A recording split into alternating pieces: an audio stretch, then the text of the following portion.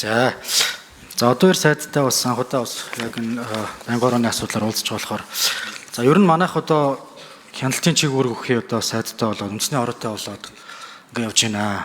Тэг ингээд тухайлаад байнгын ор болгоныхаа асуудал руу ингээд ороод тэрэн дээрээ дүнэлт хийгээд ингээд явах ийм агуулгууд бас явж гин үү? Эсвэл тогтолцооны хувьд энэ хяналт хэрэгжүүлэхтэй холбогдолтой асуудал дээр ер нь яг ямар бодлого юмнуудыг барьж байгаа вэ гэдэг ерөнхий асуултыг би бас тавьж өөр мэдээлэл авъя гэж бодож байна. Танай үндэсний хорооны хувьд одоо бас хичнээн бүрэлдэхүүнтэй яаж үндсэндээ бол ажиллаж явах юм гээд.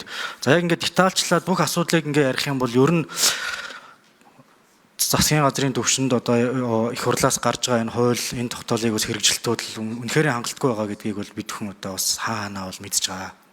Гэтэ энийг хэрэгжилтийг хийж байгаа дүгнж байгаа тэр шалгуур үзүүлэлтийн асуудлыг их хурлын гишүүд нэлээд одоо бас дүгнээд байгаа. Үүнтэй холбогдлолтой ямар байр суурьтай, ямар өөрчлөлт шинжилт хийх, асуудлаа ер нь цогцоор нь яаж хараад бусдын болон одоо хүний одоо хүчин зүйлээс хамааралгүйгээр дүгндэг байх асуудал нь ямар байх юм бэ гэдэг ихний асуулт. Хоёр дахь үндсэн асуулт нь одоо ингээд 481 заалт бүхий 69 буюу 14.3% нь хэрэгжээгүй гэдэг орж ирж байна тийм ээ. За ингээ огт хэрэгжээгүй 84 тогтоол энэ төргээ зөвхөн одоо ингээ манай байнгын ороотой холбогдолтой асуудлууд ингээ гарч ирж байна. Нэлээд олон жилийн хугацааны асуудлууд дээр дүнэлт хийсэн байх шиг байна. Одоо тэгээ яг энэ дээр ямар хариуцлага тооцох юм? Тэр тодорхой одоо тооцож байгаа эрх зүйн боломж болцоо танд ер нь одоо байгаа мó? Энийгээ одоо нэг талаас засал сайжруулах талаасаа хариуцлагаа өөрүүлээд ингээ явах талаасаа танд ямар хэмжээний эрх мэдэл одоо олгогдсон ийм байдалтай байх юм бэ гэдэг зүйлийг эхний одоо агуулгын өрөөнд бид нэр сайн ойлголцох хэрэгтэй байна. За мөн дээрээс нь их хурлын даргын одоо захирамжаар энэ одоо 800 900-аад энэ хуулийн одоо үндсэндээ хэрэгжилт дундаас хамгийн нэн шаардлагатай байгаа нэг 80 гаруй хуулийн хэрэгжилтийг дүгнэх шаардлагатай бол одоо шинэ одоо хуулийн үндэслэлийг өргөн барих ажлын хэсэг байгуулагдсан байна. За ингээ гишүүд бол бүгдээрээ л нэг ажлын хэсэг ахлаад янз янзын байдалтай ажиллаад ингээл явж байгаа. Тэгэхээр эдгээр ер нь ажлын хэсгүүд бас л ялгаагүй чиг үүрэгтэй санагдаад байна. Ер нь одоо хуулийн хэрэгжилт нь ямар байгаа, яаж явж байгаа юм бэ гэдэг дээр энэ дээр одоо үндэсний хороо зөвлөмж өгөх, хамтран ажиллах, тодорхой сая ярьсан энэ агуулгын өрөөнд төр нэг талдаа чиглүүлэх, нөгөө талдаа хэрэгжээгүй бол одоо тэрэн дээр нь яаж ажиллах вэ гэдэг юм уялдаа холбоо юмнууд байна уу? Цаашдаа ингээ байнгын хороо болгоноор гарсан тогтоолуудыг ингэж детальчлаад ингээ явах юм уу? Явбал ямар хариуцлага тооцох юм? Ер нь агуулгаараа бид бүхэн яаж явах юм бэ гэдэг нэг ийм ойлгомжгүй юм байдлууд бас одоо үүний цаанаас байгаад байна. Тэгэхээр энэ дээр та яг өөрийн нэг байр сууриа хэлээч. Тэг шаардлагатай бол тодруулъя. За одоо сайт хариулна. За ган урлаг гишүүнд баярлалаа.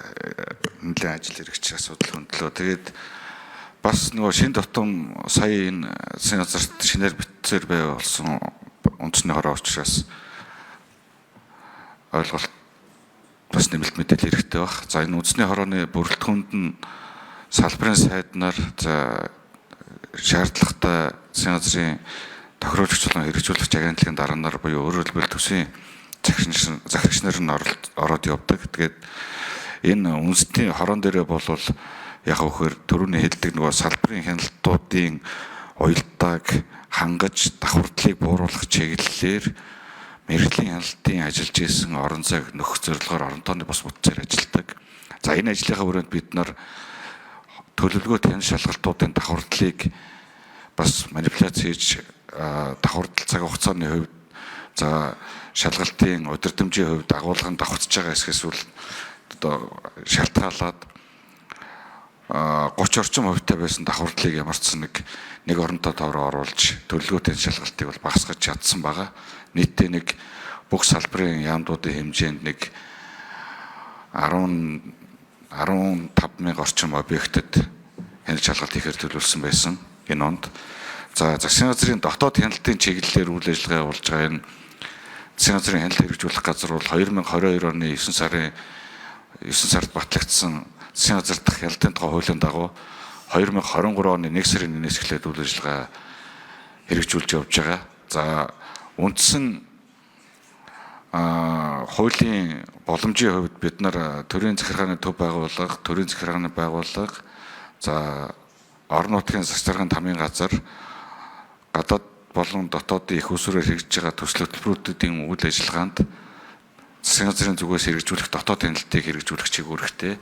За хяналтыг хэрэгжүүлэхдээ яг вөхөр тус газарт ажиллаж байгаа хэн шалгагч нар маань хууль заасан эрх хэмжээнийхээ хүрээнд агч шаардлага тавьж ажиллах тийм хуулийн боломжтой ийм бүтэц байгаа. За энэ тайлан мэдээ оруулж ирж байгаа асуудлын хувьд одоо эргэх холбоо гэдэг зүйлийг бас та их хурлын гишүүний хувьд ярьдаг. Тэгэхээр засгийн газар их хурл хоорондоо эргэх холбоотой бай, тайлан мэдээгээ жил бүр хилцдэг, холбогдох байнгын ороод дээрээ салбарын аймдууд нь тайлангаа оруулж ирээд оруулахын өмнө их хурлын тамийн газрын дүн шинжилгээний хилцс засгийн газрын хяналт хэрэгжүүлэх газар өөрсдийнхөө үнэлгээ хийгээд үнэлсэн хүмүүс нь хамт сууж агаад мэргэжлийн байнгын ороондоо тайлгадаг.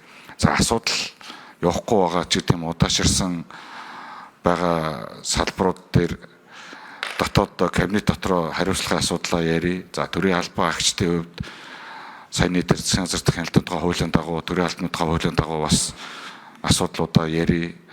Асуудлыг шийдээд явъя. Ажлыг эрчимжүүлэхийн тулд мэргэжлийн байнгын ороотойгоо илүү ойрхон хамтарч ажиллая гэдэг санал шинжилгээ хуулийн хүрээнд гараад явж байгаа л гэж ойлгож байна.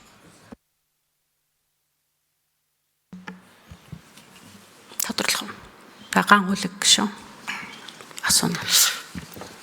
Тийм, сая өгсөн одоо чиглэлийн дагуу их хурлын гишүүд байнгын ороодын явж байгаа ажлуудтайгаа тайлбарлахаас соёлдуулах чиглэлээс нь ажиллах хэрэгтэй байна. Яг үндсэндээ одоо үндэсний хорооны яг явж байгаа энэ ажил үйл ажиллагаануудыг гишүүд болон одоо бидний хувьд ч гэсэндээ төсөөлөлгүй байгаа юм л да.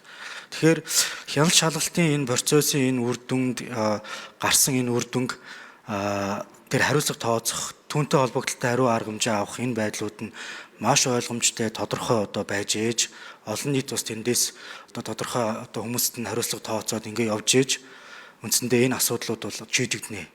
Тэгхгүйгээр бид нэр ингээд яг тухайлаад байнгын ороо болгоноор нь асуудлаа яриад гүйцэтгэхгүй байх гэж бодож байна. Ер нь маш их одоо асуудал бидний нүдэнд. Тэгэхээр системийн хувьд одоо энэ одоо бүх процессууд нь ил тод болгох, энэ дээр талтлаасаа хамтран ажиллах чиглэлийн энэ агуулга дээрээ одоо бас үндэсний ороо сайд манаас нэлээд гол анхаарлаа хандуулад ажиллах чиглэл рүүгээ та яг үндсэн гол одоо Гаавлаг гишүүний асуултанд гүйцэтгэж хариулчих. Улсын хурлын даргын захирамжаар байгуулагдсан ажлын хэсгүүд дээр тухайлах юм бол лувсан жамц гишүүнээр ахлуулсан үнэлгээний шалгуур үзүүлэлтийг боловсронгуй болгох ажлын хэсэг, за их төвшин гишүүнээр ахлуулсан хяналт шалгалтын чиглэлийн хууль тогтоомжийг боловсронгуй болгох ажлын хэсэг, за нар гишүүнээр ахлуулсан процессын дахин инженерийн асуудлыг боловсронгуй болгох энэ ажлын хэсгүүдтэйгээ их хурлын гишүүдийн тэр мэргэжлийн чиглэлийн байгуулагдсан ажлын хэсгүүдтэй засгийн газрын хяналт хэрэгжүүлэх газар болоод хяналт үйлгээний үндэсний хорооны зүгээс хамтарч ажиллаад их хурл руу өргөн барих хууль тогтоомжийн төслүүд дээр бодлогоо нэгтгээд олон улсын үнэлгээний цог систем буюу DMI-г нэвтрүүлэх ажлын хүрээнд их хурл засгийн газрын хэмжээнд ойлголтоо нэгтгээд их хурлынхаа гишүүний бас манлайллыг авч одоо хамтарч ажиллах санал гаргаад ажиллаад хамтраад явж байгаа гэдгээ бас хэлье.